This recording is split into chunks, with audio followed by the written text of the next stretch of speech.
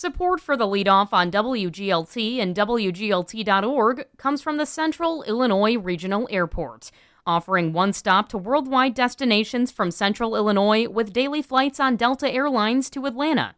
Close, convenient, CIRA. More at CIRA.com. McLean County invests in eye movement and memory therapy training for counselors and social workers. That's one of the things you need to know to start your day for Tuesday, November 25th.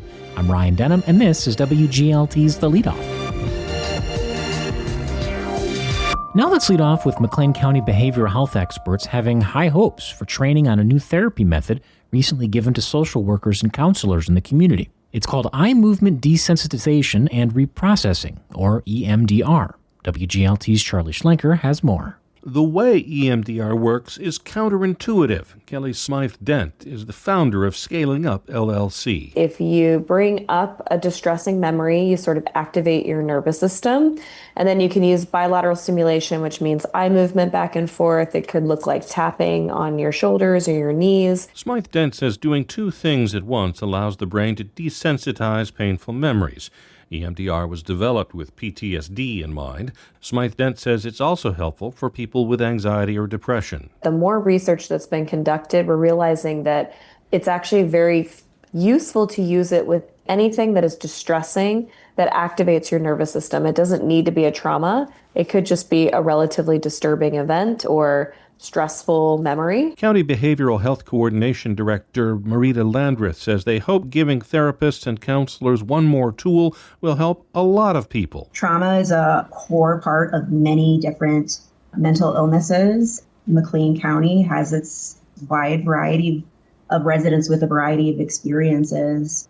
We are really looking forward to seeing this make an impact. More than a quarter of the counselors and social workers in the community have now taken the certification workshops paid for by shared sales tax money.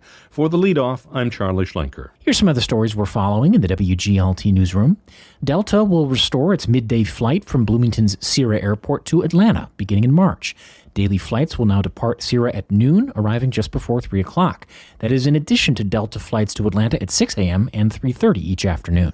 The 4th District Appellate Court has reversed a circuit court decision and bounced a property tax dispute between Logan County and the not-for-profit that formerly ran Lincoln College back to the lower court. And Heartland Community College in Normal is celebrating its first national championship in women's volleyball.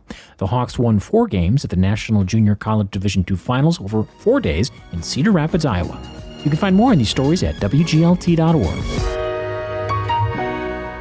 Every so often on WGLT, we feature community servants and unsung heroes working to make McLean County a better place to live. It's a series we call More of That, Please. Today you'll meet a Lexington man who's named one of the 2025 Volunteers of the Year from the Illinois Department of Natural Resources. His name is Dave Glasinski. He volunteers at Starved Rock State Park, about an hour north of Bloomington Normal. Glasinski tells WGLT student reporter Ben Howell his fondness for Starved Rock dates back to his childhood. I've always been going up there since I was a little kid, even like in high school. When things are just like crazy in high school, I would need some time away. I'd go out to Starved Rock. It helps me clear my mind. I retired in 2011, and my wife had gotten sick, and she passed away a couple of years ago, so I had plenty of time. So somehow I found out about the volunteer program at Starved Rock. They always need help.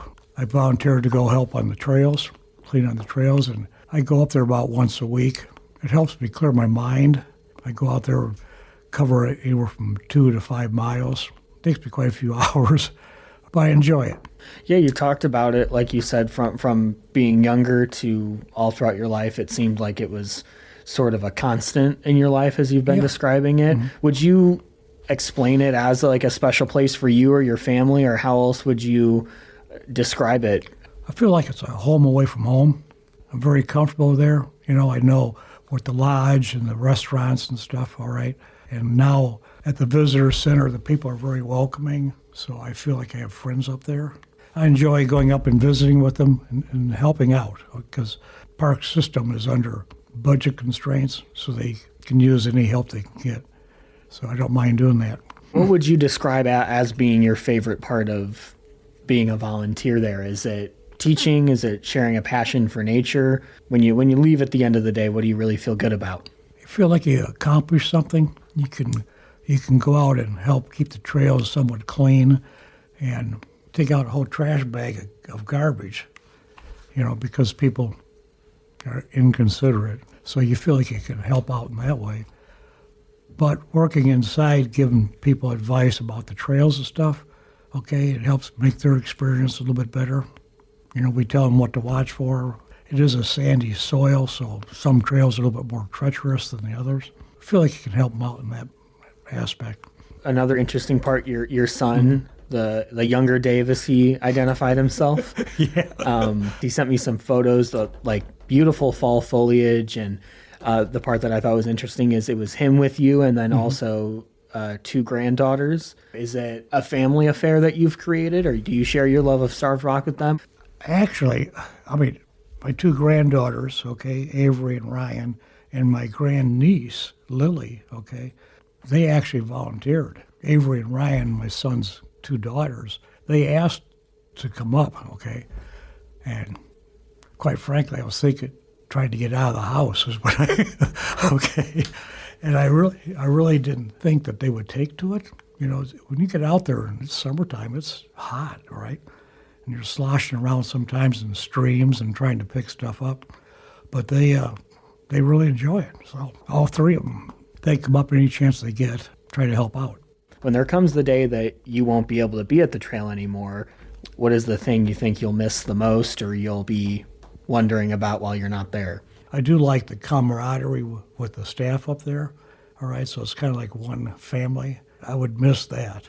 My plan is not to stop going. I may have to slow things down or take another avenue, like maybe just work at the desk, not go out on the trails. But I hope not. That was Dave Glasinski of Lexington, and the Illinois Department of Natural Resources Volunteer of the Year.